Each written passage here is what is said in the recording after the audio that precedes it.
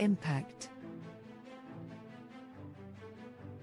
By the word of the Lord were the heavens made, and all the host of them by the breath of his mouth.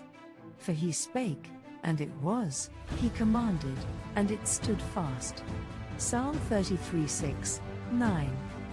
He laid the foundations of the earth, that it should not be removed forever. Psalm 104:5.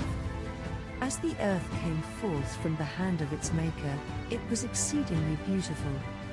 Its surface was diversified with mountains, hills, and plains, interspersed with noble rivers and lovely lakes, but the hills and mountains were not abrupt and rugged, abounding in terrific steeps and frightful chasms, as they now do. The sharp, ragged edges of Earth's rocky framework were buried beneath the fruitful soil, which everywhere produced a luxuriant growth of verdure.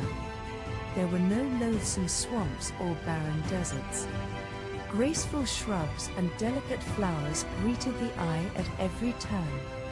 The heights were crowned with trees more majestic than any that now exist. The air, untainted by foul miasma, was clear and healthful. The entire landscape outvied in beauty the decorated grounds of the proudest palace. The angelic host viewed the scene with delight and rejoiced at the wonderful works of God. After the earth with its teeming animal and vegetable life had been called into existence, man, the crowning work of the Creator, and the one for whom the beautiful earth had been fitted up, were brought upon the stage of action. To him was given dominion over all that his eye could behold, for God said, "Let us make man in our image, after our likeness, and let them have dominion over all the earth." So God created man in his own image, male and female created he them. Here is clearly set forth the origin of the human race, and the divine record is so plainly stated that there is no occasion for erroneous conclusions. God created man in his own image. Here is no mystery. There is no ground for the supposition that man evolved by slow degrees of development from the lower forms of animal or vegetable life. Such teaching lowers the great work of the Creator to the level of man's narrow, earthly conceptions. Men are so intent upon excluding God from the sovereignty of the universe that they degrade man and defraud him of the dignity of his origin. He who set the starry worlds on high and tinted with delicate skill the flowers of the field, who filled the earth and the heavens with the wonders of his power, when he came to crown his glorious work, to place one in the midst to stand as ruler of the fair earth, did not fail to create a being worthy of the hand that gave him life.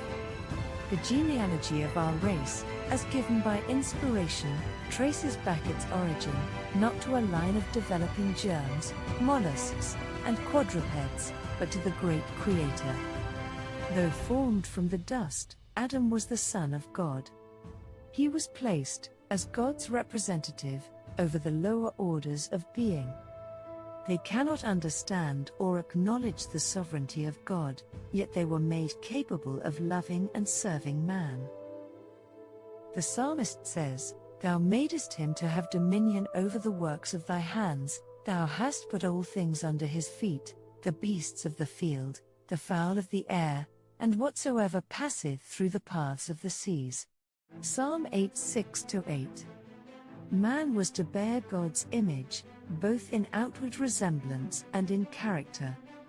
Christ alone is the express image, Hebrews 1:3, of the Father, but man was formed in the likeness of God.